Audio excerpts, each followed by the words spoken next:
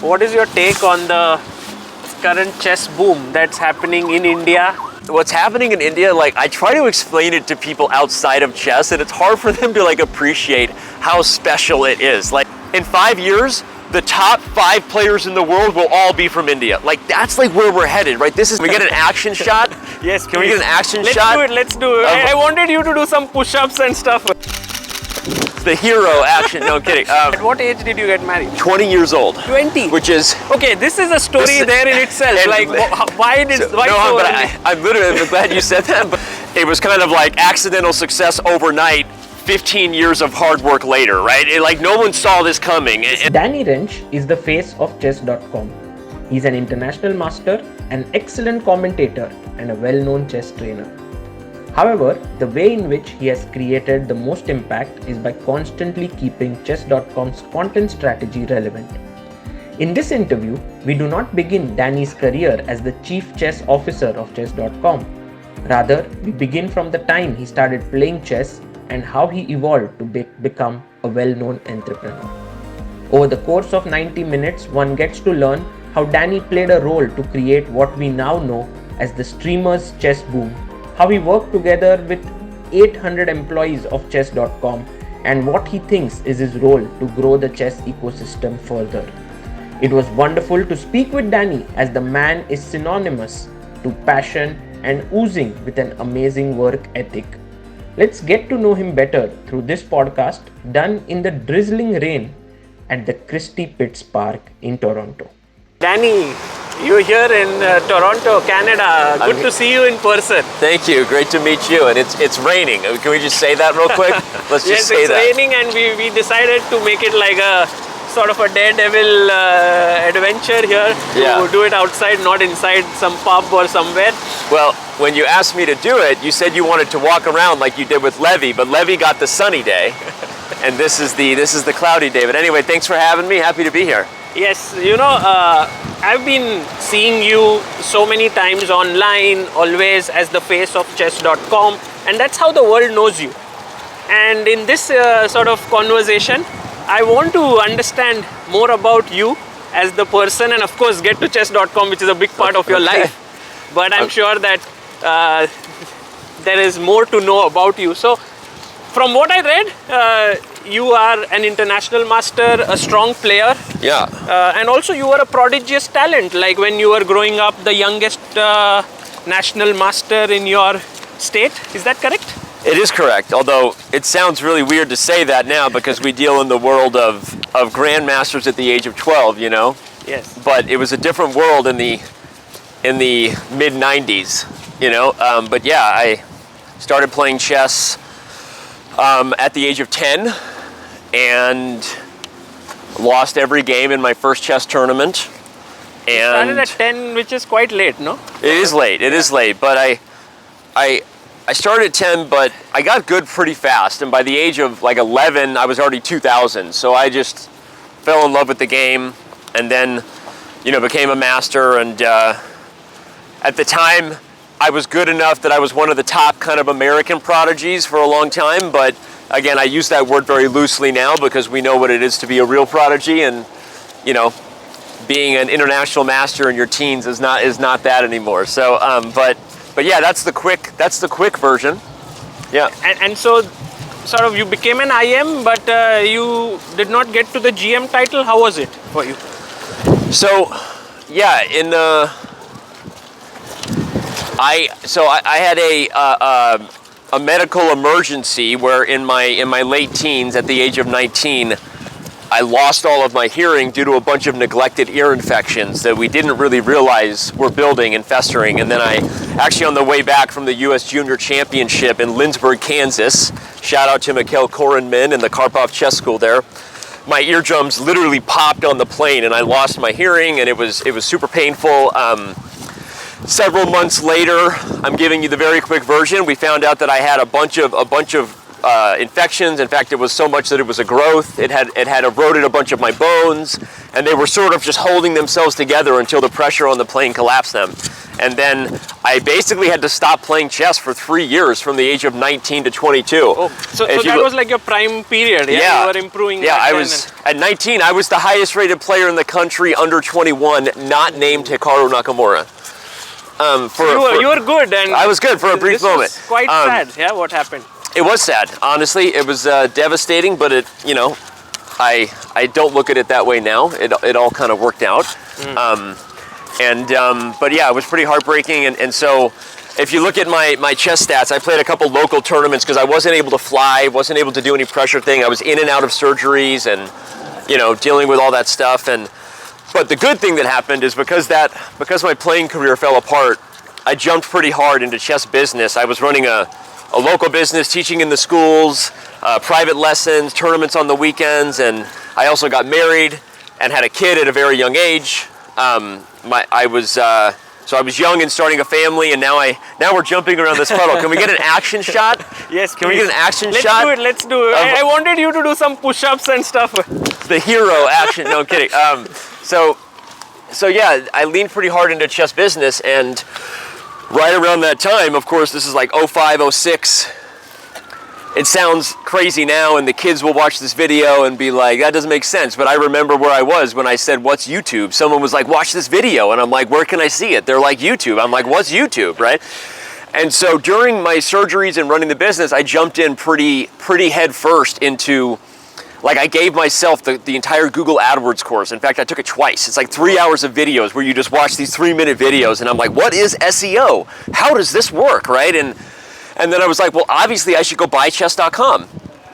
I went to try to do that, and little did I know that my future, you know, business partners had just bought the domain, right? Oh, nice. Eric and Jay. So they also had the same thought like you? Yeah, they came from a different story, different world, but they had the same thought, right? So we were kind of two ships in the night who hadn't met each other yet. So instead I bought chesscoaching.com, which was also a pretty good domain at the time. And I was like, at some point, I'm going to start a business online. And then I'm giving you more than you asked, but then, you know, No, I'm loving it. Actually, this is how it's building up. Okay. Well, then quickly at the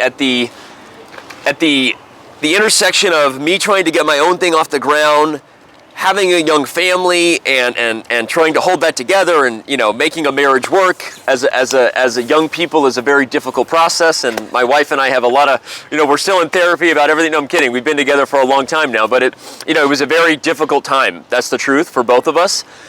And I was trying to also launch this website, which I didn't really know how to do. Like, I had educated myself enough to understand where we were going, and I was like paying this like company to like develop it, and they were doing a terrible job, and it was not going. You were a good coach back then? I was coaching. Yeah, but were you good at it? I think so, and I think one of the things I would say that surprised myself is that even if I maybe fell into teaching professionally due to the medical tragedies I had, and they have the saying of those who can't do teach, I would say that I surprised myself in that I enjoyed teaching more than I ever thought I would. And I think I was pretty good at it. And I think explaining concepts to people in like a fun, engaging way, and like reaching someone where they're at, it fulfilled me. It was a joyful thing, right? And it also shows in your commentary now when you do it. Oh, I appreciate that, and I think that was kind of the beginning of it. Was like my ear surgeries took my playing career here. My necessities to build a business and make a marriage work drove my ambition and kind of work ethic here. And then I was teaching and enjoying it more than I thought I would. And then here comes the story of now it's been a year and a half of me dealing with surgeries, running the business, trying to get my own website. We're now at the end of 2000. I guess it was the end of 2008 because it was 2006. Yeah, so like end of 2008, I went to the Berkeley International to compete, where I made like my 5th IM norm. So I already like had the title, but I played well. But in walked these two guys wearing chess.com polos, like the old logo, the original logo. What was the original logo like? Not a green pawn? No, it was a green pawn. It was always a pawn. But God, was it the end of 2007 and then 2008? I forget. But it was right around. It was literally like. It was 2008, 2009. That's what it was. And I played in the Berkeley International in the East Bay Chess Club. Shout out to David Pruis and Arun Sharma. I did well. I met Eric and Jay. We became like fast. Like they learned that I was super passionate about this and probably knew more about SEO, the power that they had with the domain name than maybe anyone else in the chess community because of what they didn't know, like my ship in the night, right? But I also came off like incredibly ambitious, and I think they would tell you a little bit, I was a little bit out over my skis in terms of like, you know, I was 22, I was 23 years old, right? So I was super aggressive in terms of asking for value. We did not get along, but we did get along enough that they agreed to start hiring me for content, which actually made my life in a weird way even harder because now I have this business that's paying the bills. I have a wife and now 2 kids at the age of 23. I have my own website. You got married very soon, yes? What? You got married very soon? At what age did you get married? 20 years old. 20? Which is... Okay, this is a story there in itself. Why so early? I'm literally glad you said that, but the thing is, so it is a story, and this coming year, I'm actually publishing a memoir about my life. It's going to be in February of 2025. Wow. So we're going to leave some of that story for the memoir, a little bit, but I'll say that it was a very complicated, difficult time. But can you tell about your wife a bit? Like, what does she do? Yeah. What's her name? My wife's name is Shauna. Shauna. She's from Chicago, Illinois. She moved to Arizona, and we started dating when she was at ASU, Arizona State University. And I was in Mesa, and again, I'm giving you a bit of the PG, too long didn't read version of the memoir. And you know, we both came from a unique background, being raised sort of separately in a spiritual collective. Now I'm telling more about my memoir. In a spiritual collective that some would say was a cult. So that's how complicated the story is. What is a spiritual? Okay, now I need to get the memoir. Well, you got to mind the. So we got together at a really young age, and partly through some interesting dynamics that are hard to explain. But I will say that story is partly how and why we got together so young, and had our first kid when I was 20, she was 22. Our second kid when I was 22 and she was 24. So now here I am again, fast forward, as 23, and I come to an agreement with the chess.com guys to make content, but now I'm making money with them while I've invested a bunch of money that Sean and I don't have. We're like in a ton of debt. I've spent like $50,000 on credit cards on this chesscoaching.com website, which still isn't launched. So I'm like, I have no money here, like literally in debt, which is a lot when you're not making a lot of money, you know, and the problem with chess.com was that they really liked me and I was really good at it. Like the videos that we did early and the lessons we did. So I kind of naturally gravitated, because I enjoyed teaching and I loved entertaining people, to the whole format that was what was happening. But there was one card I still had in I was like, my website is going to do one thing differently than chess.com, because we were doing videos, articles, mentor courses, things like that. But no one was doing live commentary like on a regular basis yet. And so I was like, I'm going to have something called Chess TV. This was my plan. But this is 2007, 8. Yeah, like, and there were people who'd done videos, like Chess Network, an OG YouTuber, right? These things were existed, but there was no real like live lectures. But then, so right when I'm thinking this is, because I haven't signed anything exclusive with Eric and Jay, right? And I'm still doing my own thing for a year, making money from them, trying to support my family, secretly trying to do my own thing. And then it comes like, so now it's early 2010, and David Pruis, who was my partner, also an international master, and he and I had become working very closely together for Eric and Jay. He's like, hey, you know, I talked to Eric and Jay, like, we all love you, you're crushing it, you're like, people love your content, we want you to be full-time, especially because we've been talking about this idea we want to launch where we want to start doing live commentary. And I'm like, damn it, like what? And they're like, we want you to do it, you're going to be like the main face of it. And I'm like, well, crap, right? So now I literally remember where I was. They get to the good ideas you have in your mind. Which is not a big surprise. Everybody was going to do this. I mean, the whole live streaming revolution was just beginning. Before Twitch was a thing, for people who remember, it was like Justin TV, and you had live stream. You have, even before that, you had like go to mypc.com with WebEx stuff. Everything was like kind of on the verge of busting at this time, right? And so it was like, well, okay, here we go. So I sold my car to like help pay off debt, and we moved in with my mom, and we were living with my mom with 2 kids in 1 bedroom. But you had Chesscom, right? Well, And yes, they were but- paying you. Yes, they were paying me, but not that much. And there wasn't, and also, like, I think people forget with where we sit now. I mean, even if you go back to just 2019, the chess world is not what it is now, right? So, like, in hindsight, it looks like, oh my gosh, look what's happening to all of us, and this has been so much fun for, I think, everyone in the community to see our game grow. But I also would say that it was kind of like accidental success overnight, 15 years of hard work later, right? Like, no one saw this coming. This and is so like the guy who makes the GM title with that one game and makes the norm, and they say, oh, you got it, but there's a lot of work. Exactly. That's not how it works, right? There was so much more to it. And so, anyway, I'll end the beginning discussion. I'll let you ask any other questions with But this would have been a tough time for you when you spoke about you sold your car, Yeah. you moved in with your Yeah. with your parents and so on. Yeah, it was a super tough time. We sold my car because it was like one of the only valuable assets I had. I paid off Honda Civic that I, got paid for myself when I was 16 and started doing chess lessons around the greater Phoenix Valley area. That was like my first job. And so sold that, which gave us enough money for Christmas that year and to pay off some of our debt and to move in with my mom. And I basically started working full-time for chess.com.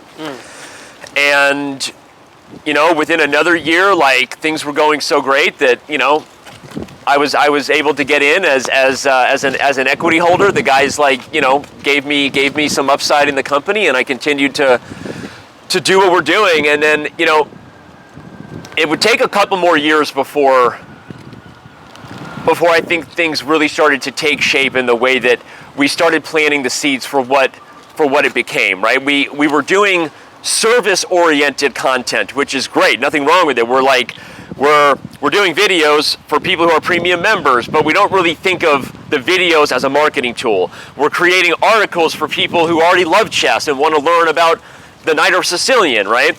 And we're writing news for people who are following big chess events. But there was a transition where, around 2012, 2013, one of the things that kind of forced our hand was Livestream, which was the tool we were using instead of early Justin TV and Twitch. Like, they went away from like they had like a free version. They wanted to have like a white label version you had to pay a ton of money for. Like, they kind of forced our hand to kind of like reconsider our options. And that was when we looked at Twitch and we said, like, hey, like, this whole thing we're doing, we could do member game analysis, and I could play my Bullet Brawls, one of the first shows I ever did. I don't want you guys to get hit by a U-Haul. Nobody gets hit by a U-Haul in this podcast. We started saying, like, hey, we could do these on Twitch, and, like, they don't have to be on chess.com. They still serve the community. And over time, we started to see that actually doing things on the external platforms, on Twitch and YouTube, were both serving the community and now growing the community, because these were much larger websites than ours, right?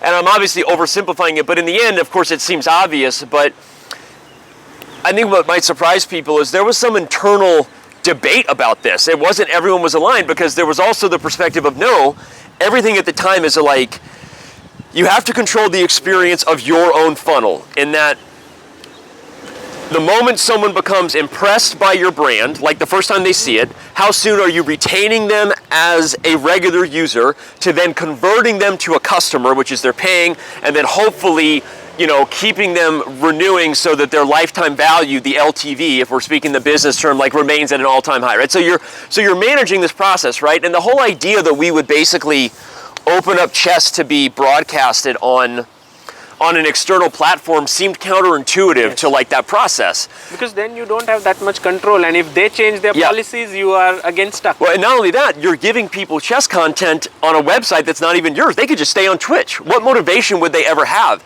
So even though in hindsight, in the world we live in, where we now understand that storytelling inspires action, and action, if it becomes habit, is powerful. The Queens Gambit inspired people to take the action, which is, I want to play chess, and if we made that a habit, we now have a great business, right?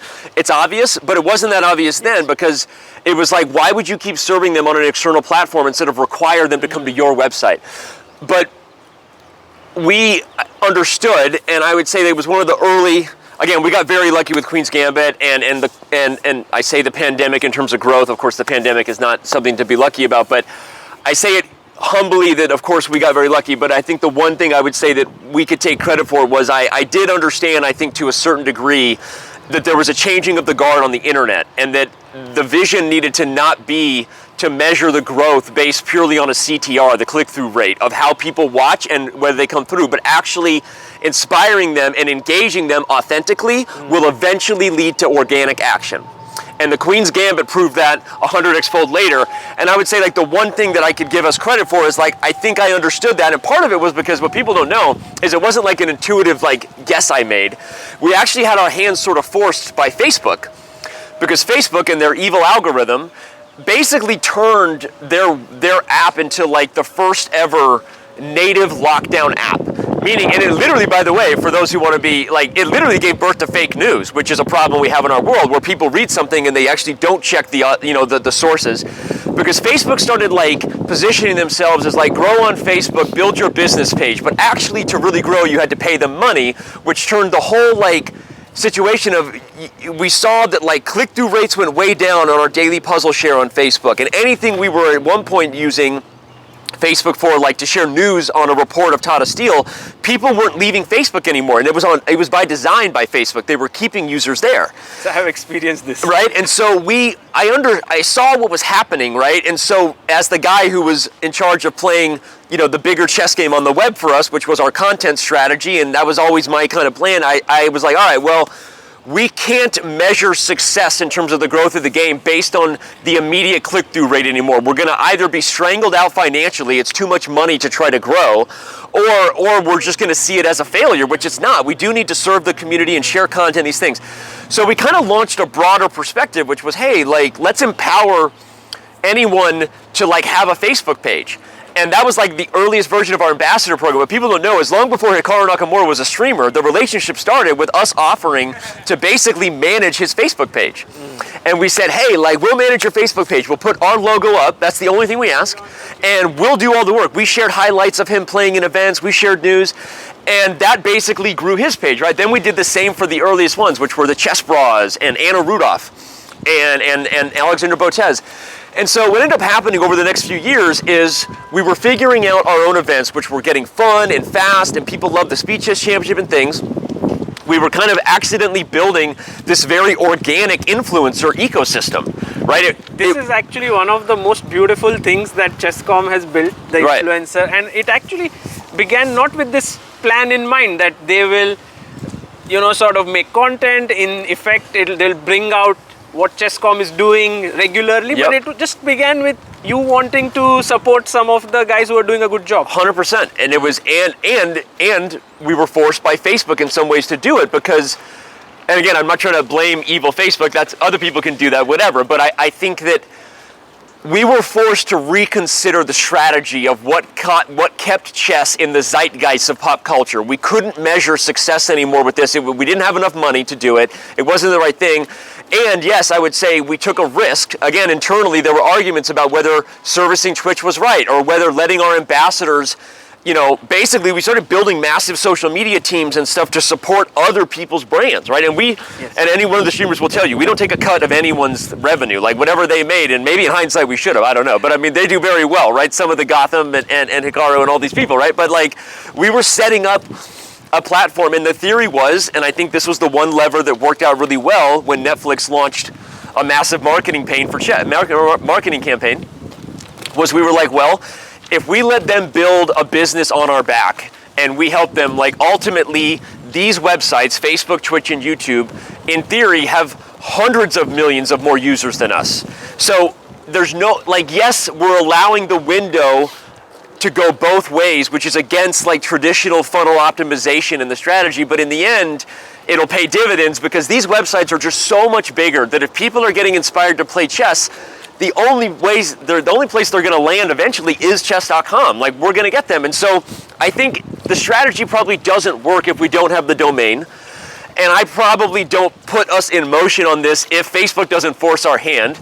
But I would say that we did the right thing by the community, and in the end, it paid off. Like, we did the right thing, and when we saw like what the potential was to reach people on Twitch as gaming enthusiasts, when we knew they were potential chess players even if they didn't know, and as we started to figure that out, I think things kind of built the way they did. And then as we said, like, the pandemic came and the Queens Gambit came, but really before that, it was the Puzzle Rush. Puzzle Rush as a feature was the perfect feature around this peak of the 2018 World Championship, and Hikaru started streaming. 3 things happened in November 2018. Hikaru finally committed to streaming.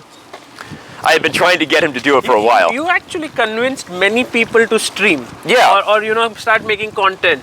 Yeah. Was there any particular logic that you saw this becoming a big thing?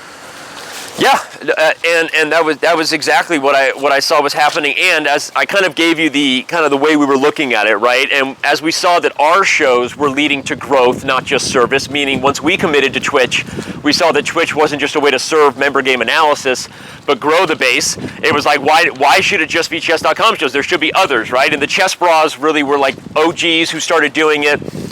But then we basically struck up a relationship with Amazon shortly after they acquired Twitch in, I think, 2016.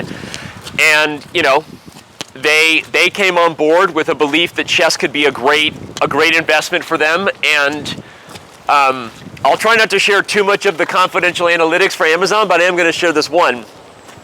One thing we learned is that users who watched and engaged with chess content on Twitch had the highest LTV of any users on the platform. And I don't know why that was. If chess, like as a community, is just very sticky, or if I don't know. And like chess.com's community was part of that value. Like we drove them a lot of value, and so they were investing in helping to bring the chess community there, right? And we were happy because they were giving us resources, which is fancy words for money and marketing. They were guaranteeing us homepage time. They were giving us some financial funding. So we launched the Junior Speed Chess Championship. We held 2 of the Pro Chess League live finals in San Francisco.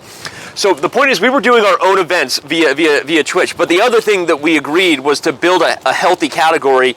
We also needed our stars. It couldn't just be events. Events are the tentpole moments that matter because they inspire action when you have a big event, like what's happening with candidates. People love it, right? But you need it going all the time, right? And so we worked out a relationship with Chess Bras. We got Anna Rudolph going. It was early days of convincing Alexandra to give it a shot, because I had known Alexandra for a long time. In fact, we first brought on Alexandra into chess when she was pursuing her college degree at Stanford.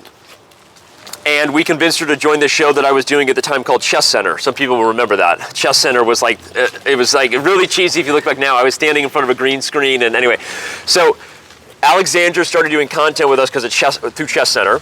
So we got her streaming, right? And then, Levy came along really actually later with where Levy sits now as like the biggest YouTuber. Levy was after Hikaru and Alexandra on that level. And Hikaru, though, was like the last one I was trying to convince, because I always said the category needed their ninja. Ninja was the North Star. We're gonna get run over by a car on this podcast. Hi, everybody. Just checking. This is fun. It's fun to break the fourth wall in the content. Hello, Subaru. Subaru is not a sponsor of this podcast.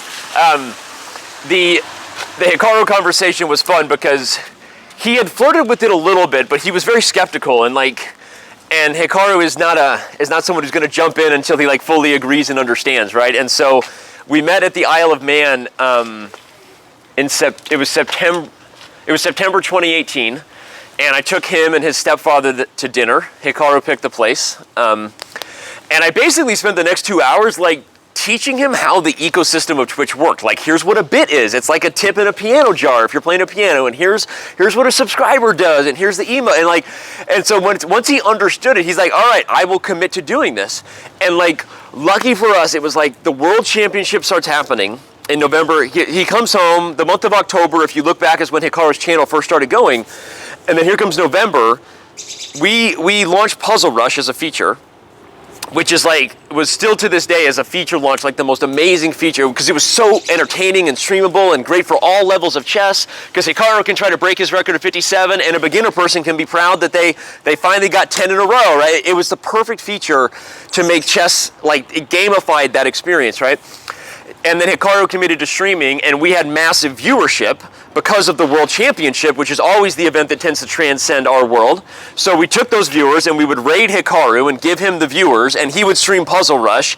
And so lightning in a bottle happened, right? And all of a sudden it was if you look back at chess.com's growth chart, which I've now seen too many times as we try to as we try to explain different things to people and how we review the numbers of our company, you can see the first like meaningful bump was actually not COVID, or then PogChamps in June of 2020, the first PogChamps, or even then the Queens Gambit. It was actually 2018 November was the first like massive camel's hump that happened in terms of our growth. So I probably told you more than you asked, but there you go. There's a quick story. What I loved in this entire story was how you tried to make others successful, and on that base the success of chess.com. Right? It is a very interesting thing, because what most people do is they want to succeed and they want to sort of get people to do stuff for them.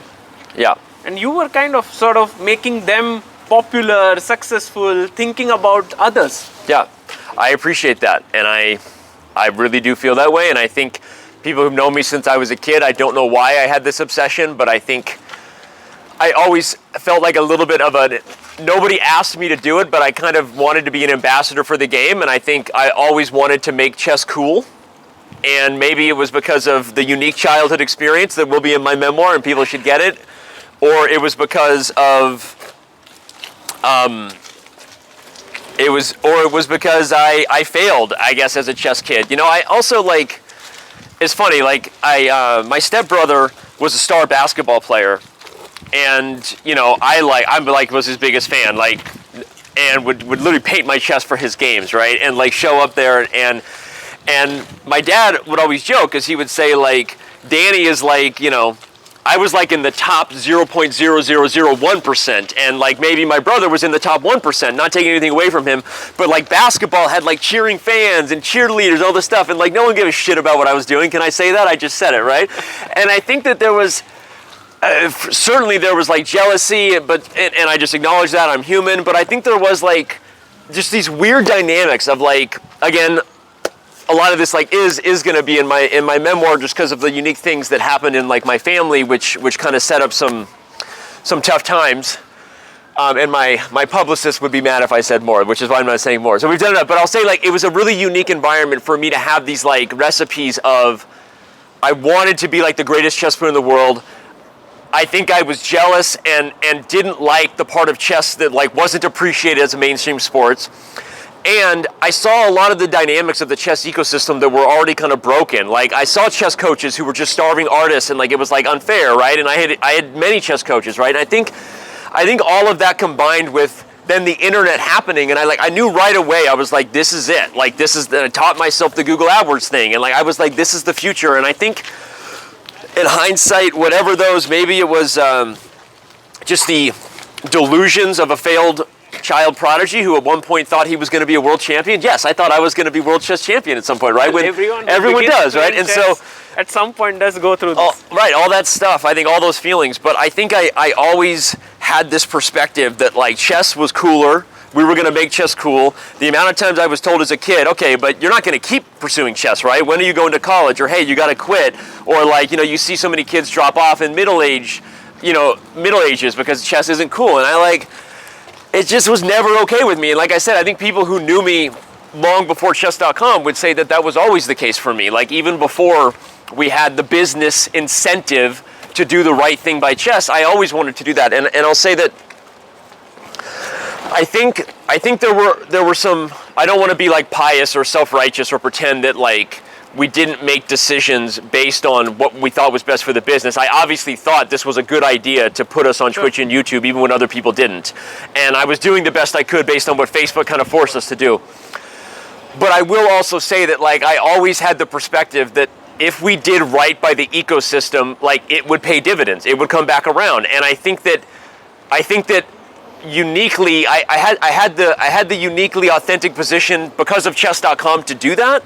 But I would argue that like I was already thinking that way for a long time, because we have an industry that always deserved more, right? And people just didn't get exposed to chess.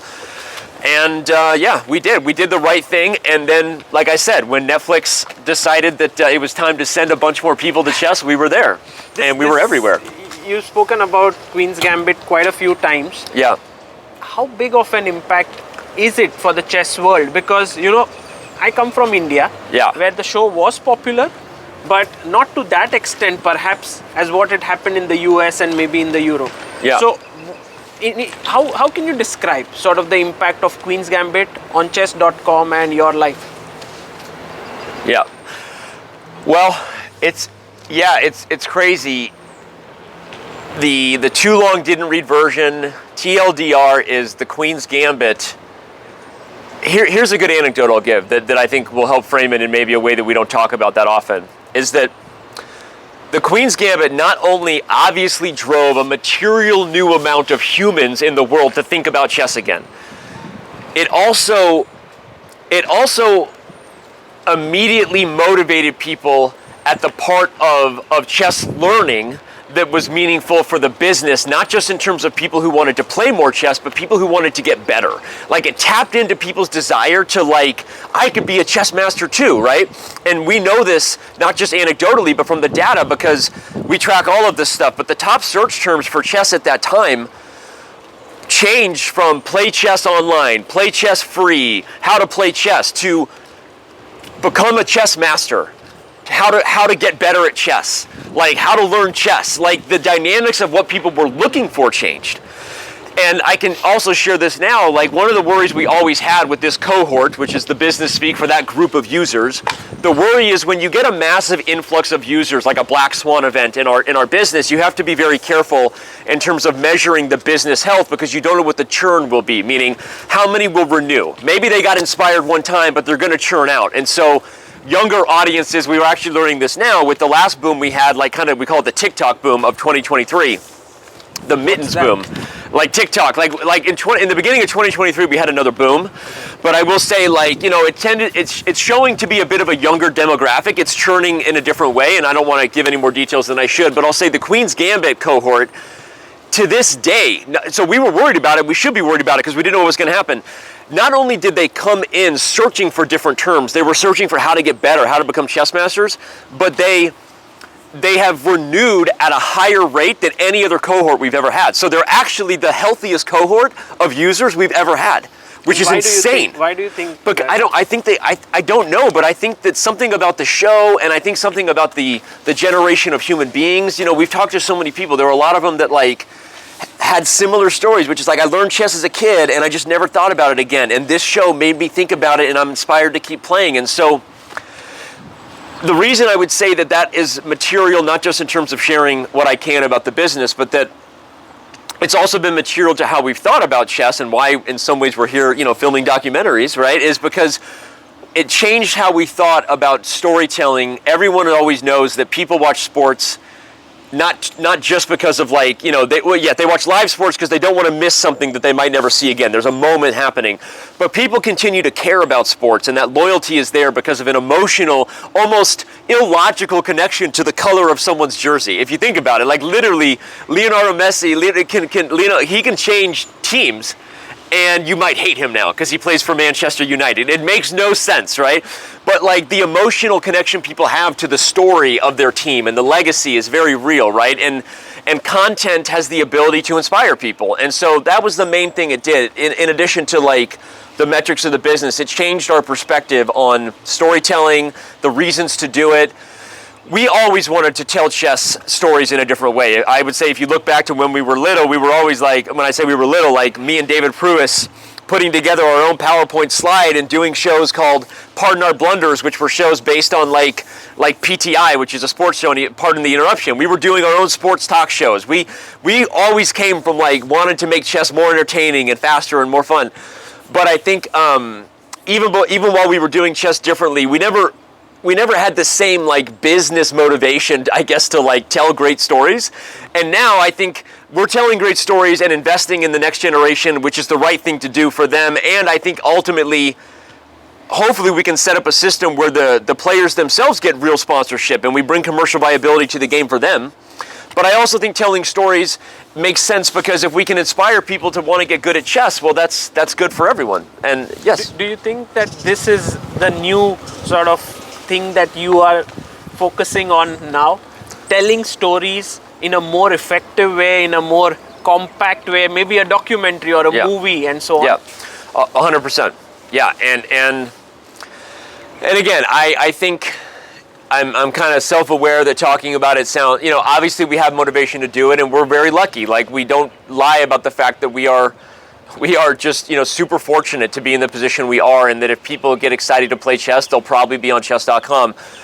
But we're also like, again, I think we're taking the next step in our evolution, just like we did when Facebook shut down the house, right? Or just like we did when Livestream changed its white label solution and we considered Twitch or Justin TV for the first time. We're taking the next step based on kind of what seems to be the right thing to do. Like, we started servicing the community with Livestream just as like a benefit. Like, it was for everyone. It wasn't just a premium benefit, right? Then it's like we kept it on Twitch, even at the risk or the breaking up of the business funnel, because this was the best way to reach more people. And again, I do get to sleep well at night, because even if people try to say I'm an evil chess popularist, I would vote that chess makes the world a smarter place. Chess is good for people. There's a lot of studies that would agree with me in terms of memory loss and cognitive development in kids. And so I think that that's a pretty good thing to be spreading, maybe better than your kid buying another Fortnite skin. Sorry, Fortnite. So I think that that's a good thing it's kind of exciting when you have like that infinite product, right? We simultaneously don't own our product. No one owns chess, and nobody should own chess. At the same time, and that actually, by the way, that actually holds us accountable and demands our integrity, because if we ultimately really messed up, there are other chess websites and people can go elsewhere, right? So we don't own the game. And that actually, I would argue, makes us have even more integrity in trying to grow it the right way. And we were doing the right things in those steps of the way, and I think this is the next right thing to do, which is like, hey, we know that media meaningfully changed our business. Why can't media meaningfully change sponsorship for players? Like, instead of people thinking like, chess.com should sponsor players, I want chess.com to be the partner so that Nike sponsors players and so that Red Bull sponsors players. And because if we can bring more attention into the sport, then like everybody wins. And the top players, I think, of this generation might benefit way more than the players of previous generations did, which is, we'll see if we can pull it off, but that's the idea. Why do you think that YouTube and Twitch cannot make that happen, and why this next step has to be taken? I would say I don't think YouTube and Twitch are failing. I just want to say that I think we're doing a great job, and it's awesome to see like the audiences we reach. But I think in our world, it's easy to take for granted that yesterday on the Canada's show, we had I think we had 60,000 peak viewers on YouTube and 32,000 peak on Twitch, which meant that over the course of several hours, we reached hundreds of thousands of unique human beings. They bounce in and out, and that's great, right? But those numbers just pale in comparison to Netflix is being viewed every night by hundreds of millions of people, right? And ESPN is reaching a different audience, right? And so it's not just about the numbers from the point of view of the product. I think our product is good, and I'm proud of it, and we're doing great chess storytelling to those who already care, but that's exactly the point. By definition, if someone is watching on Twitch and YouTube, it's a bit more self-serve. They had to go out of their way to find a chess stream, so they already know and love it, and that's great. But I'd like to reach the people who don't know they love chess yet, but I do know they love it. And we're gonna find them, right, on ESPN, and we're gonna find them on Netflix or Hulu, and that's kind of the way to see it. I don't know that it means Twitch or YouTube is failing, I think it's time to take the next step, I would say. That's amazing. Where do you see your role now in the world of chess? Also, let's say Chesscom is the biggest platform in the world of chess. There's also FIDE, who's working on some level, they are conducting the world championships. You guys have your own events. Yeah. How do you see your role and also chess.com's role here? Yeah, I think if I was to give like one example of what it is, I think that, let's say that chess is a solar system. It's a solar system much like ours with planets. You have like Mercury and Venus and Earth and Mars and whatever. You got different planets, right? And let's say that like chess.com is the biggest planet in the solar system, right? That doesn't mean every other planet isn't awesome and has their own value, right? But I would say like if we're the biggest planet, like our job is but there are other solar systems. Our job is to like send out the satellites and the signals to the other solar systems to get their attention. Other solar systems include like, again, larger gaming communities, right? Like audiences who, like the Duolingo audience. You've got millions of people learning languages, and we think a lot of them could be chess players. So we did a very nice collab. Yeah, we did a great collab. Thank you. We did a great collab with them. Also PogChamps in a way, which you did. PogChamps, right? So I think if you look at some of the stuff we're doing strategically, it's like not everyone responds to our satellite. Some people say, chess, I don't care about your planet. That's okay. But some people do. Right? Like some of the planets that we're sending out the satellites to are responding, and they're picking up our signal, and they're like, yo, what's up? Right? We'll play with you, right? And so I think our job as the biggest planet in the solar system is to look for life on other planets. Right? That's our job, I think, fundamentally. And I think, respectfully, obviously there are all types of discussions and thoughts about like chess.com and FIDE and the position and what the relationship is there.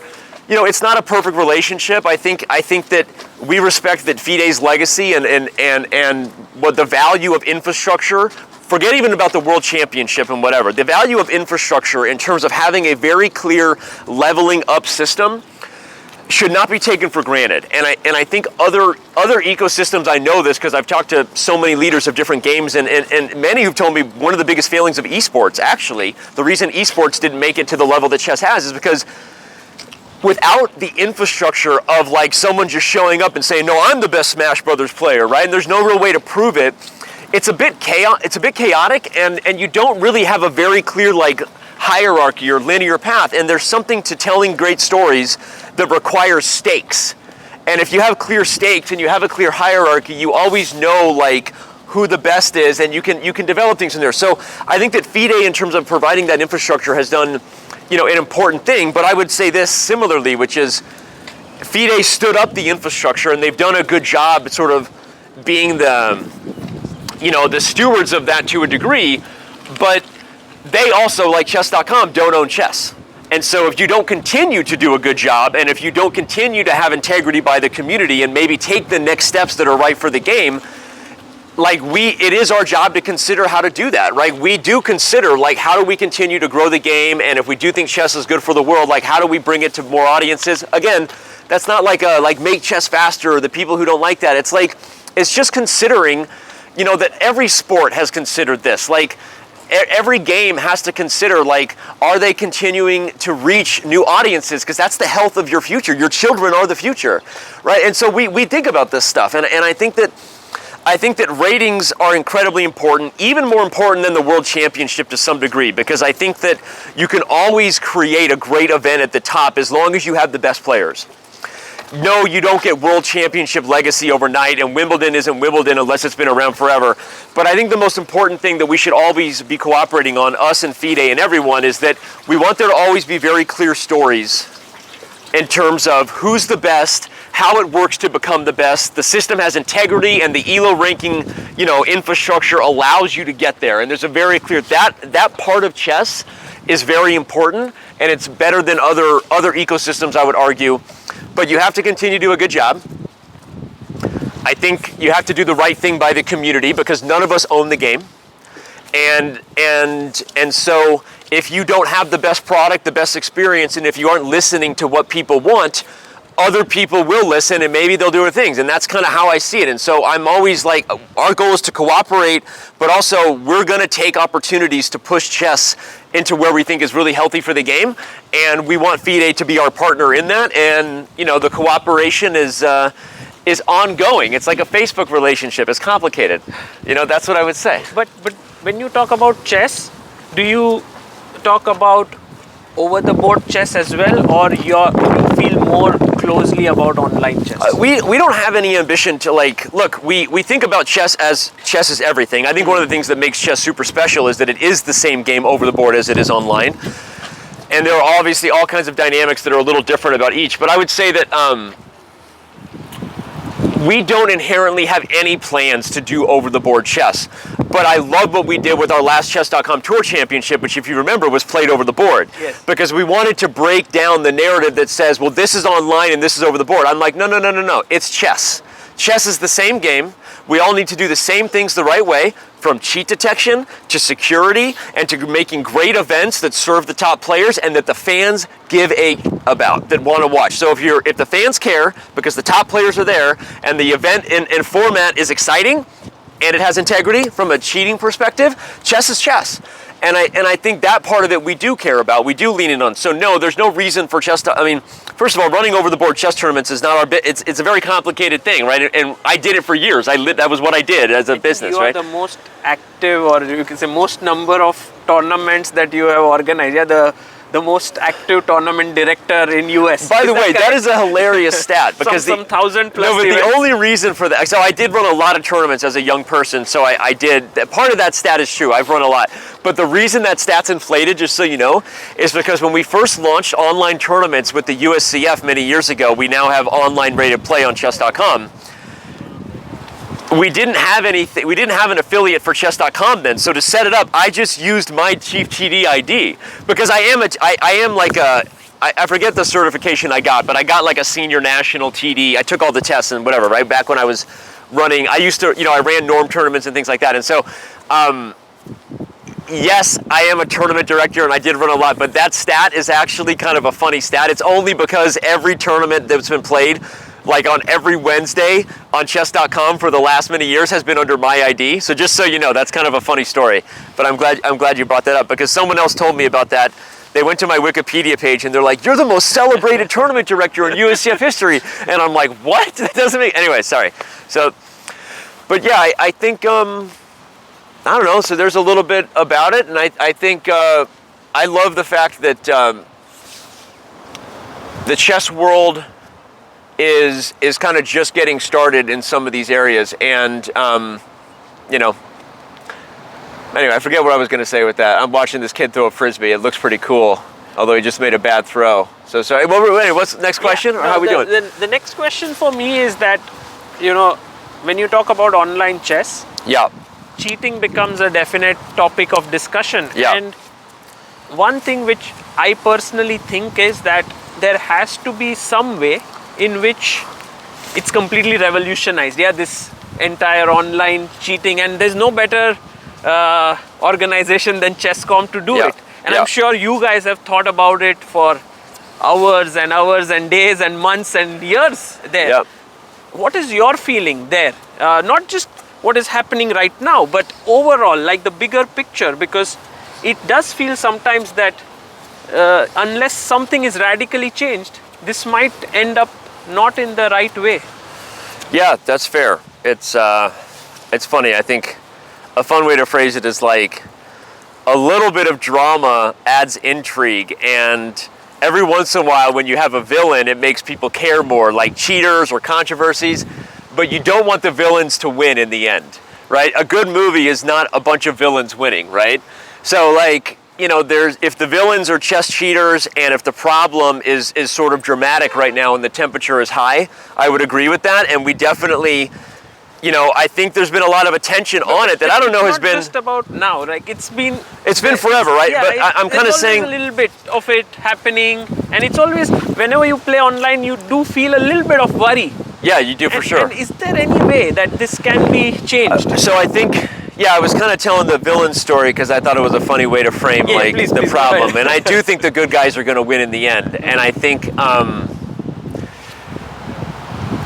so we are actually investing in software, and I don't want to get ahead of myself here, but other industries have dealt with this and even more radically had to solve this problem since the pandemic in terms of online schooling and testing. And there are software companies that have developed things to, not just track everything on someone's computer, but naturally build in not just one camera, but you require a second camera, and it's all monitored by the same software, and it records and it picks up stuff.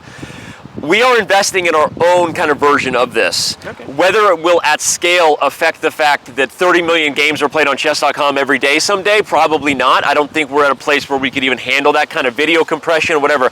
But we are taking that part of it very seriously. And I think that what I would say about it is this, because it's hard to get into like every detail here, knowing that anything I say, there are critics on all sides of this who we are under the microscope all the time, from the 14th world champion to, to the regular amateur on Reddit who says we got it wrong, or it goes on and on, right? So I understand, and I want to validate that, like, from the perspective of how tough it is to deal with, like, something that feels unfair, and if someone's cheating, that, like, we're all on the same team on that, and validate all the feelings that this is a big deal. That said, what I would say is that while we invest in the software, and right now the temperature feels like it's been kind of turned to 11. It's on boil on this topic. I have had a lot more conversations behind the scenes with a lot more grandmasters who aren't necessarily like the top elite, who like feel this way, who genuinely don't feel like it's not that they don't feel like it's as much of a problem, but they don't feel like a lot of the people who've been accused of cheating are cheating. They don't agree with the process, and I think that when someone lives in their own echo chamber of thinking something is a huge problem, pretty much every piece of information you find is just affirmation of your previously held assumption. And I would ask the question of the community to consider that, if we've closed dozens of grandmasters and gotten confessions, and why isn't anyone going and talking to them and asking them just how impressed they were when they got caught? What exactly were they doing to cheat, and how did chess.com catch them? Only with data. And that, I guess what I'm trying to say is, like, we're 15 years into this, and at least 10 years into a problem that we have actually been doing a pretty good job of keeping at bay, from the perspective that anyone who wants to actually read the chess.com monthly reports, we close on average between 10 to 15 professionals every month. Professionals, like title players. We would have no motivation to protect anybody, and we have closed people in the top 100. And I'm kind of like, we're doing a job. Maybe you don't think we're doing the best job, but we're not doing as bad of a job as people would think. And I don't think the paranoia or the assumption that some people might be getting away with cheating in spots, which I think there are ways to cheat smartly, which is unfortunate. We're trying to get better at investing in that part of the technology too, not just the observation technology. But even with that said, I think there's also a lot of evidence. I mean, people read the Hans Niemann report and they outed a bunch of names that we didn't even out. And I would argue, like, isn't there some evidence to the fact that if we've closed grandmasters better and worse than people who are being accused right now, and we've done it from, closing young American kids, wealthy with means in the face of lawsuits, to people, far off who would have no motivation. Like, we've proven a pretty good track record that we're not discriminating. The crisis, to me, would be reflective of, like, is the game not growing? Is there less money for top players? Like, are we not seeing more interest in the game? I'm like, where exactly is, like, the existential crisis for cheating? And I don't know I don't know how that comes across. What I would say is the one reason why I would argue in the end, even if some people feel the problem is bigger than I'm acknowledging, what I would say is the one advantage we have, even if that's the case, is that in other sports, cheating has to happen beforehand, like blood doping and steroids, right? Any type of performance enhancer. Those types of cheating systems that are complex and rigorous and designed to evade detection by the IOC or by the NFL, this and that, and there's always new drugs, all of that cheating is occurring before the actual sporting event. That makes it inherently even harder for other sports to solve, in my opinion, because people can do it at homes, like, under really, like, they can create convoluted ways to avoid the urine sample test, right? The only way to cheat effectively in chess at a high level is to do it in the middle of the game, in real time, live, right? Everyone's studying with an engine at home. And so from that perspective, I would say that as long as, like, organizers take it seriously and don't underestimate that people have access to spyware now and don't pretend that someone's above cheating, add delays to big events with big stakes so that there is less of a chance that a second gunman can influence something in real time. So many of our events, they don't even know it. Like if I told people that already Titled Tuesday is on a delay that you don't even know, and that only the people who aren't playing aren't actually seeing games in real time, if I just leak that, do you even know that? People don't even know that. No, I didn't know that. Yeah, exactly. But there are people streaming. So yeah, but the streams are also on delay. And few seconds. Yeah, but you don't think we're watching those streams like a hawk, right? And by the way, people are on 2 cameras, right? Sure. So, like, and then you add data to it. I guess what I'm saying is I think it's I don't want to come across in any way dismissive of the problem, because we're not. I mean, literally, there is nothing giving me more headaches than this problem, right? You can, sure. right, No, probably expect that, right? And I think we're definitely dealing with it, head on. And I'm really excited about some of the innovations we have coming. But I guess in the end, I would also say that there's been a really long history of closing top grandmasters, talented players, and also protecting talented players when people were wrong. Not closing other top grandmasters who people thought were cheating, and they're not from our perspective. And so I guess I'm saying that I don't think that paranoia, accusations of people that are innocent, and conspiracies are productive for anyone. And I think that type of behavior can literally be destructive, right? And I worry about that type of temperature, even if, let's say, somewhere in the middle ground here, Danny Rensch and chess.com need to take this more seriously, and maybe people, if I acknowledge that on this far side, maybe people on the other side can acknowledge that, I guess, what they've been doing for a pretty long time with the amount of top players they've closed and with confessions, maybe they're a little better at it than people would like to acknowledge, and maybe in the middle, everyone from online organizers to over-the-board organizers can take this a little more seriously, given what has happened over the last couple of years. I think we can all acknowledge that on like a centrist view, and we are investing in this.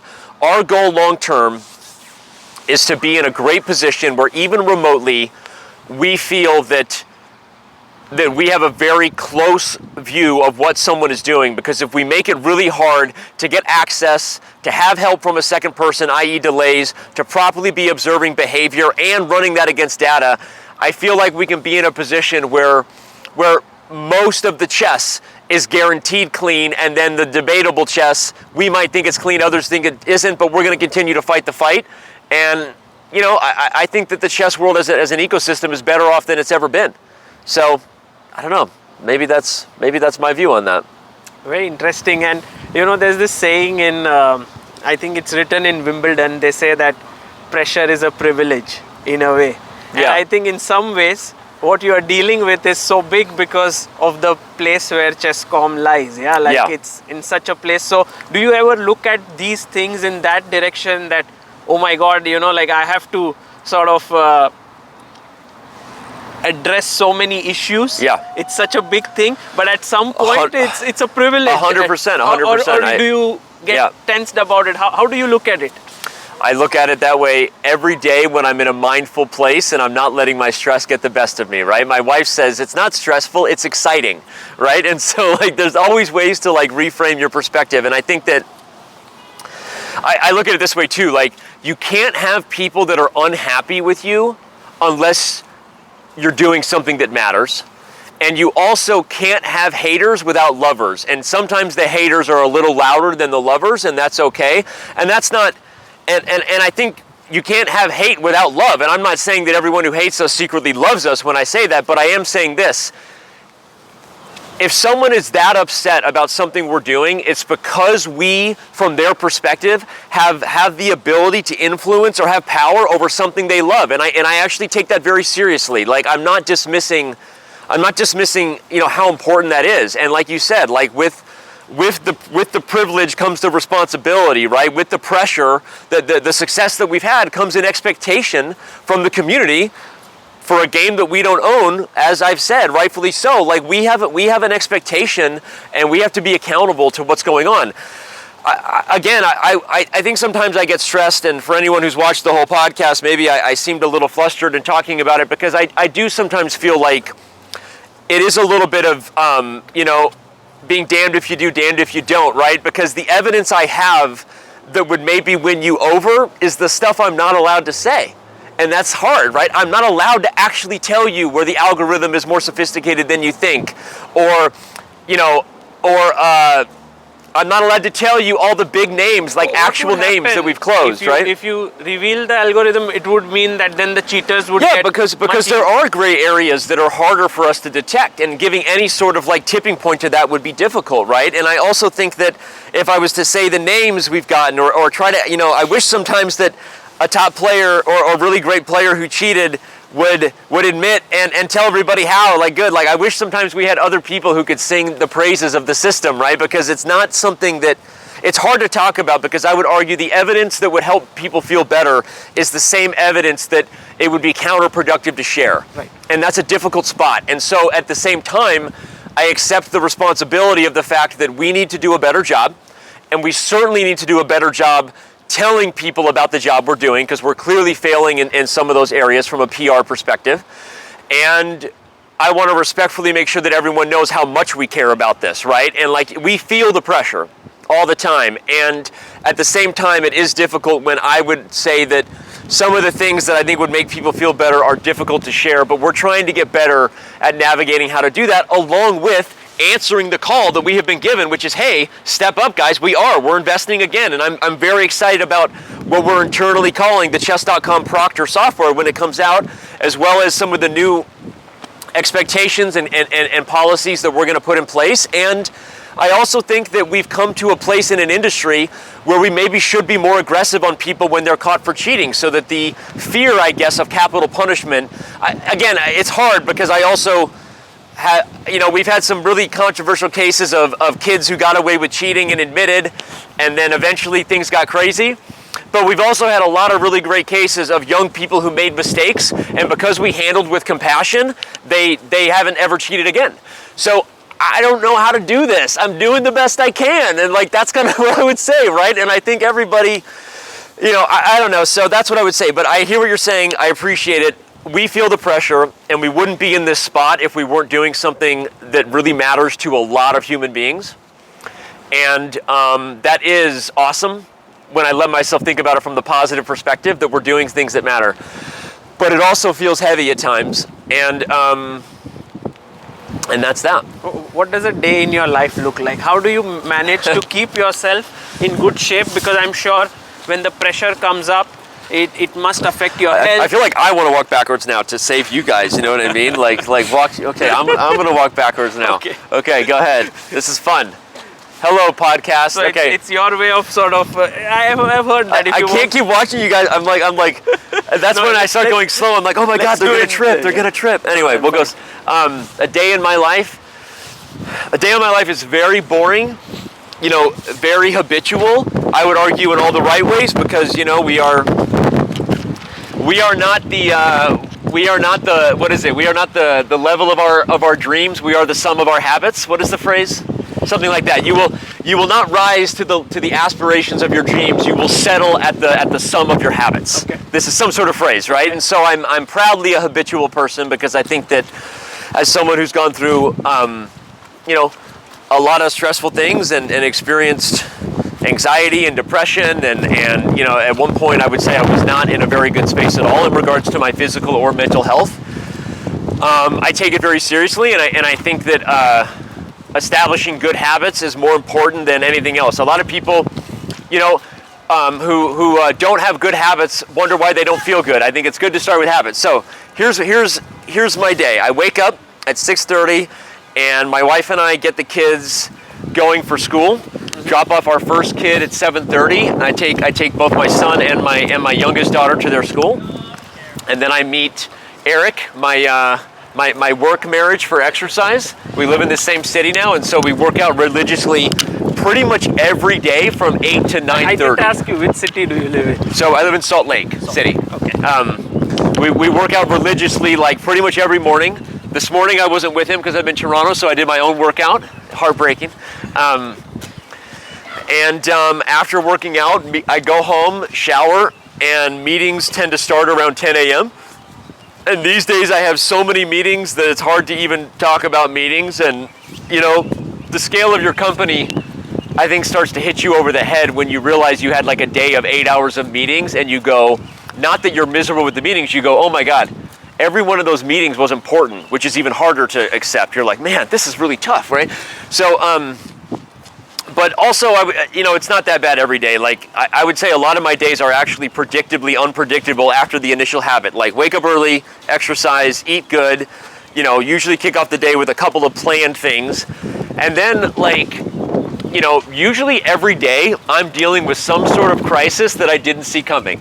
Like, whether it's like a cheating scandal, or, something happening internally with like, the team. We have like 800 plus people now. 800 plus people. This is insane, yes? Yeah, it's crazy. Whether it's, just, putting something in motion, in regards to a relationship we have with a streamer or a top player. And so there are a lot of things that I think on that level are predictably unpredictable. Like, I don't always know what it's going to be, but it keeps me busy. And then I try to like bring the first end of work end about 4 p.m. so that I can, like, do something else healthy. Like, my wife and I have been trying to get into, like, going on walks. So we've been making afternoon walks a big thing. If I can, I'll play some pickleball. Again, with Eric. A little too much time together, to be honest. And yeah, so then that'll be that. I'll exercise for a second time in the afternoon. And then if I went really hard, I'll have to shower again. Otherwise, I'll come back and, do family stuff with kids, probably for, around dinner time and till somewhere around 7, and then probably work for another couple hours and then go to bed. I go to bed really early. I love going to bed early. 9 a.m.? 9 p.m. That's my favorite time to go to bed. Like, I love going to bed early. It's one of my favorite things. It's a big issue for my wife and I because she's more of a night owl. But okay, not all the time now. Now, sometimes we'll watch a show or something, but there you go. That's a snapshot. That's it. Wonderful. And can you tell us, what is it about Eric that you like a lot? Like, you say you spend a lot of time with him, you build this company with him. What about him makes him so successful? Man, a lot of things about Eric I think that are truly awesome and unique. I think Eric is also a very deep creature of habit in the same kind of way. Like, he's super committed to working hard, and it makes you tough when you're dealing with crazy stressful things. He's been even more religious about exercise in his life than I have been, and I would say Eric is probably the most authentic person I've ever met, and that he is just uncompromising in his views and his integrity about things. And, Eric held us very, very closely to the bottom line in the early years when we really needed a bottom line because there was no money in chess and the company was very early in terms of finding its way as a subscription business. And I would say that Eric wouldn't talk good about himself, but you can probably count the number of people who have bootstrapped a unicorn company, which in Silicon Valley terms means we didn't raise any money. And, I'm probably not supposed to talk about detailed financials, but if chess.com is a unicorn, then, you know what that means. The valuation is over $1 billion. And the amount of CEOs who've done that is very, very small.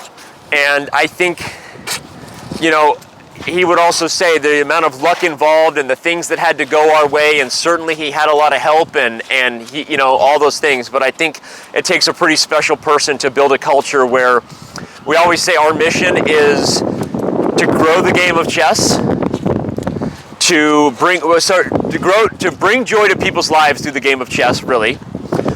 To serve the community because it's a game we don't own. And so that's not just a statement, it's actually like a mission critical thing. Like, the community has to feel good about what we're doing more than money, because you can't monetize and put a Ford logo on E4. It's not going to work, right? So it's like, we want to grow the game, bring joy to people's lives through chess, and make chess.com the best place to work. That's the company mission, is like, grow the game, serve the community, and chess.com is the best place to work. And he is a testament, especially to that last one. And yeah, that's what I would say. 800 people working together. One of the things that I know about chess players is that it's like an individual sport. You sort of spend time with yourself. You're rooting for your own success. Yeah. And then from that, you transition into sort of working with an entire team of people. How do you do that?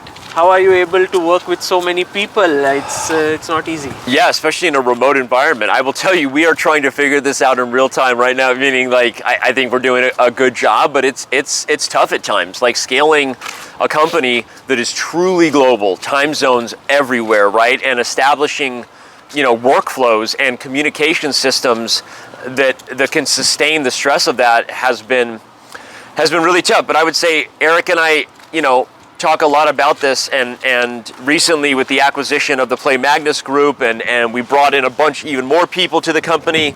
That also would be not easy to sort of... Yeah, and that's why I brought it up, because I think that we kind of have had to reflect ourselves on the culture we built even more than we thought we ever would, because we did that, right? When you make an acquisition and you bring in a lot of people, you're kind of re-establishing your values, because you kind of have to re-explain what your values are to a bunch of new people.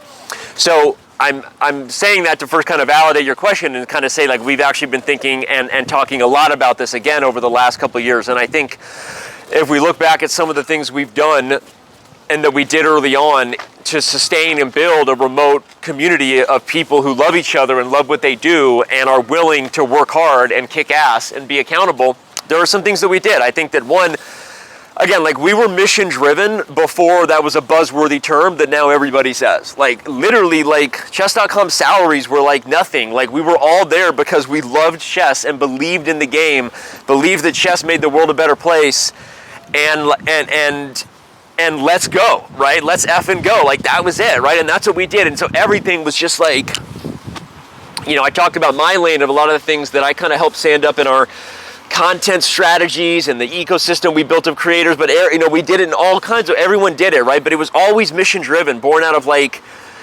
again, not touching on my childhood, but I was raised, in a spiritual collective, and there were a lot of, interesting developments in that. Again, but we have to go to your memoir for that. At some point, yeah, go to the memoir.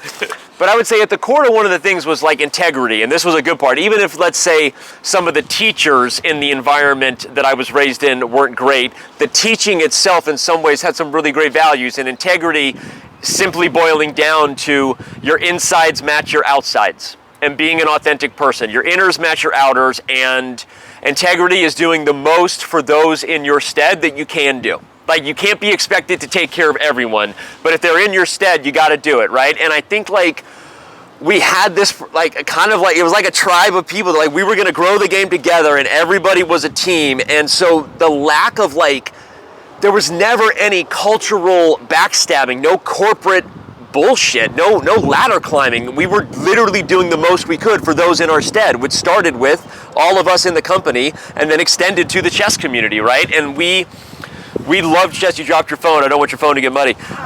We loved chess, and we loved the community, and we were just trying to figure that out. And then as the company started to grow, we started to lay some groundwork. Anytime we saw, like, anything that, like, didn't feel good in someone's behavior, we were, like, aggressive and like pulling on the leash and saying, no, don't bark. Like, that's not, like, we were kind of ruthless in it. And then we established, like, I think some workflows that worked. Like, we had a good, I always said this to my team, which is everything in life is a communication, including no communication. So if you're not communicating, you're communicating, which in some cases might be the worst communication you can make. So you are accountable to communicate when you're online, when you're offline, and as long as you are proactively communicating, chess.com will work for you, meaning we don't want people to live to work. We want them to work to live. So do your life. But you have to be accountable, and you have to communicate proactively. Don't make someone chase you. And that was, like, a really early on, like, every communication is a communication, including no communication. So don't do no communication. Communicate. That was really key, because if you see someone's inability to do that early on, you kind of know that the remote workforce is just not going to work for them, and you move on. The second thing we did, as we moved into the online spaces where you start with, like, literally we started with, like, Yahoo Messenger, God, if you think about the tools we use, to, like, Slack now, like, you have hundreds of rooms and workflows and expectations in terms of who you can tag when and how to @channel, like, because you're scaling all this stuff. We really leaned heavily into a room and transparent culture, meaning everything at chess.com was grown as a fishbowl. Everyone can see everything and everyone is allowed to be a stakeholder. Literally, DMs should be for, like, literally the only things that should be in a DM are financial conversations that are personal to you and cat gifts. That's it. Like, literally, like, share a joke or something that is, like, personal, and so it would be an HR thing not to share. But everything else exists in rooms. Like, literally, even to the core management of the company, we have rooms with like 3 or 4 people, like a room with just 3 people. And it kind of showed, like, we wanted there to always be a clear record. This actually helped us stay out of the world when you scale a remote company of he said, she said arguments, which keeps HR issues to a very small minimum. And again, it creates this culture, which I will acknowledge also as we've grown and at times needed to have some more inner circle conversations around crazy things like lawsuits and things. We've had to learn to dial in even against our own initial culture, which was fishbowl culture, maximum transparency, mission comes before ego. If you let your ego get in front of the mission, we are gonna root out your ego. And so you will either be gone or your ego will leave. Like, that was the rule, like mission before ego. Maximum transparency in a fishbowl culture is how we are going to scale and keep integrity for our company. And that was what we did. And it literally is in the workflows. And even now, whenever I find out if, like, too much conversation is happening in a DM with teammates, I'm like, hey guys, this belongs in a channel. Like, don't talk about it here, because now you go to a channel and you're trying to tell people about an idea that you've baked up with your small group of people when it's not fair to others who didn't have an opportunity to weigh in, right? So it literally became really core to how we did it. And again, I'm repeating myself, but even as we've tried to establish smaller groups of stakeholders because of really critical explosive stuff, even then we've kept it in rooms and not DMs. And even as we've learned that there are some sensitive conversations you shouldn't always have in a maximum transparent culture, it hasn't been against, like, the integrity of where we were coming from. And we've always avoided, I would argue, you know, again, like, corporate bullshit in that process. It just doesn't happen, and you don't have a lot of tribal building stuff. And I'm saying all this with all humility, because I want to also acknowledge, like, it's not always easy, and this has been super tough, and this year has been hard in a lot of ways, and so I'm basically saying, like, this is how we've done it. I think we've done a really good job. I tried to go this way before you walked in water, bro. I'm so sorry. I was trying to go this way, but that's like, I just gave you probably even more weeds than you were asking for in terms of, like, instead of giving you like a high level superficial answer like people first and mission. We literally did people first in mission, and that was how we did it. What I just said is, like, we literally established workflows, transparency, expectations, and we have, like, in my room, I'll just say, not in my room, in my side of the house, the chess org within the chess company. There's, like, the business org and the chess org. That's kind of how we think about it a little bit. In the chess org, I oversee business development and partnerships. I oversee content and media, oversee events, oversee fair play, oversee support. And in my org,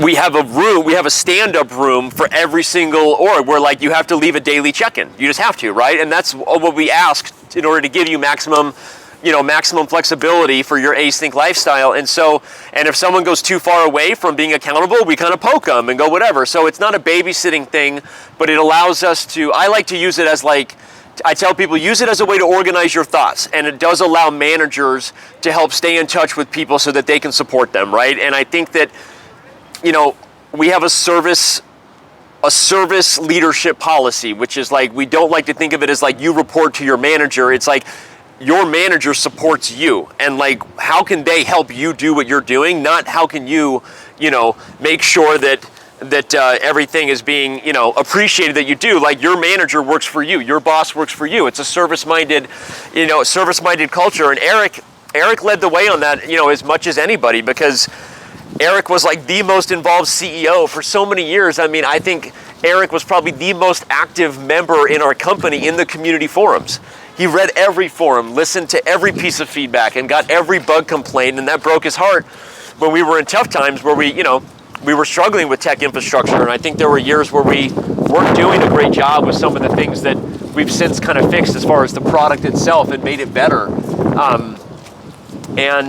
And Eric, you know, literally led with the culture of service-minded leadership, you know, and that also affected the way that every one of the leaders in our company, I think, approaches things, which is, how can I support you? Not, you know, not you work for me.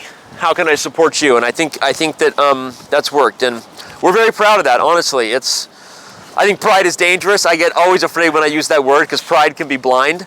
I love the culture we've built, but I will say we are pretty proud of like some of the principles we were able to instill. And as we've grown, Eric and I have always hoped that we will continue to bring on, you know, middle management who have the same values we do and to instill the same cultures and principles, because it's hard, you know, and you know, ultimately chess is a game that is owned by the world, and chess.com will be here long after I'm gone, and other people too. I hope so, as long as we don't destroy our planet, right? Let's all do good, right? Then, so, you know, I hope that people continue to keep that in mind. But it's, you know, it's been exciting, and that's how we did it.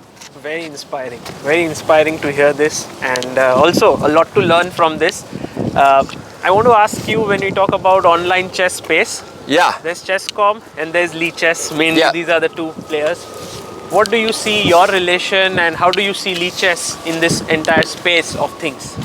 I think lichess is an incredibly important actor and entity in the space. I think that, you know, because chess is an open source game, like there needs to be always, you know, an open source community, and their drive to just make amazing products, you know, keeps everybody better. And the fact that, you know, I don't like at times that there's like what seems to be like some sort of religious war over, like, you know, whether people use lichess or chess.com. I think that most people I talk to, you know, who use lichess, like, love a lot of things that chess.com does, from our shows to our events to the content. And if they prefer to play on lichess, then great, right?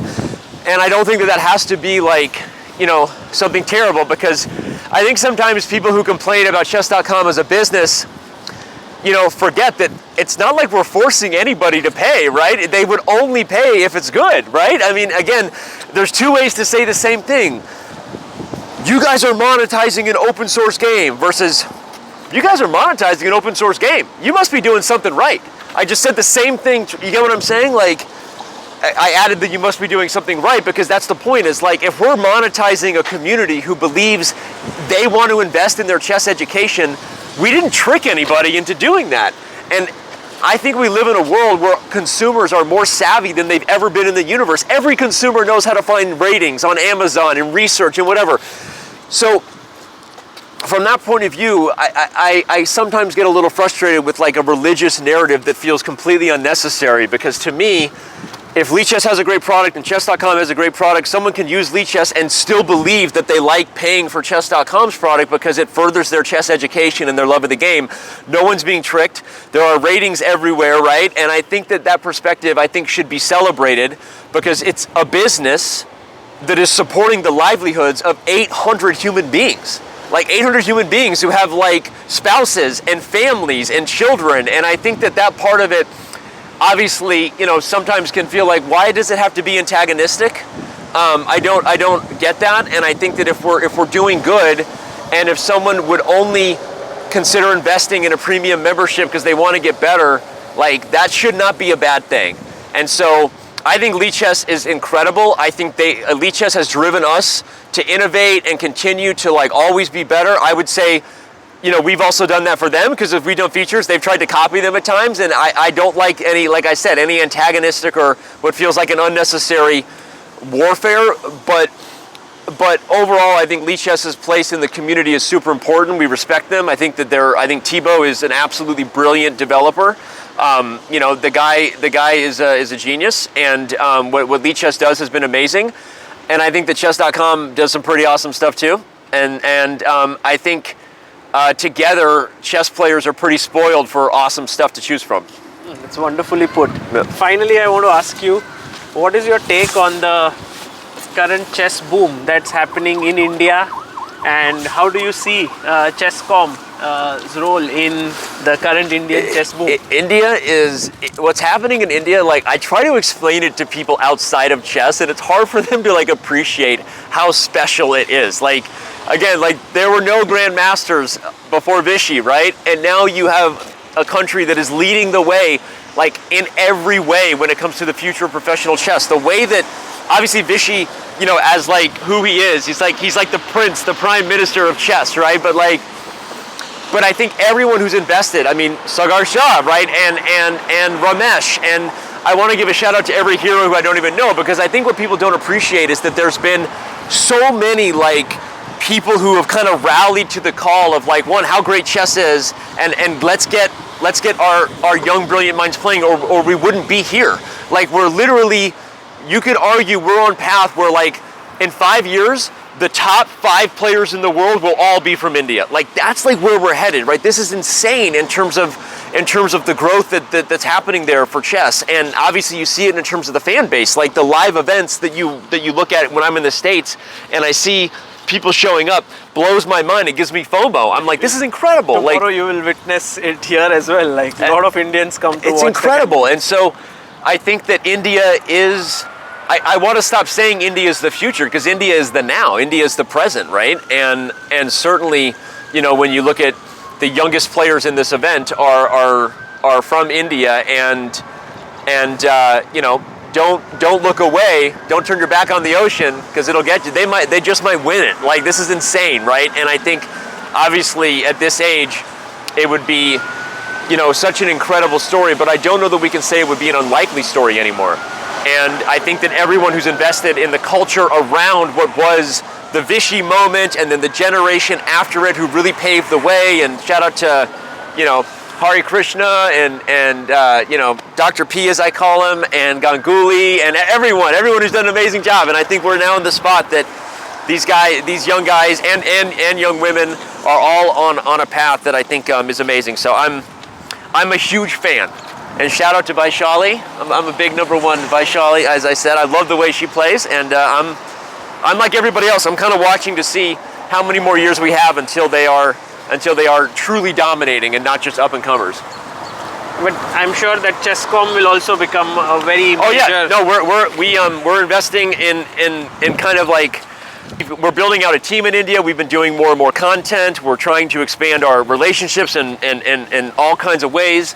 We're working with Vichy closer than we ever have. We've always had a great relationship with Vichy, but we're doing more content. Look for some fun commercials by Vichy, like actual commercials, like we're gonna do soon, like his Subway commercial. We want to do more, like we're just doing everything we can to be a part of the movement. And I think what Tech Mahindra's doing with the Global Chess League, I mean, we're trying, knock on wood, hopefully to have a partnership with them. And so, you know, we are very excited about everything that's happening in India, and yeah, so. Fantastic, Danny. I can tell you that we've spoken for around 90 minutes or so. It's too long. And well, some things are just done with heart, and I think I enjoyed it so much talking to you. The enthusiasm and the excitement that you brought in, a lot to learn from it. And I think what I go back with is a lot of energy after listening to you, and I think that itself shows the amount of passion you have for your work. So really, it was a pleasure talking to you. Means a lot to me, man, and thank you for having me. And I'm also a big fan of what you've been doing. I meant what I said. I think that, you know, you helping to shine a light and show, you know, that chess in India mattered before a lot of people realized that it needed to matter. I want to give you huge credit for that. I think I've been a fan of what you've been doing for a long time, and it's got to be kind of exciting for you to see what's happening here, right? Feel like you've been investing, you know, and pouring your heart and soul into this, and it has been felt and appreciated by many. And everyone who I've talked to is just a huge fan of what you do. So thank you for having me. Thank you so much, Danny, for those words, and hope to talk to you again very soon. Thank you. Great.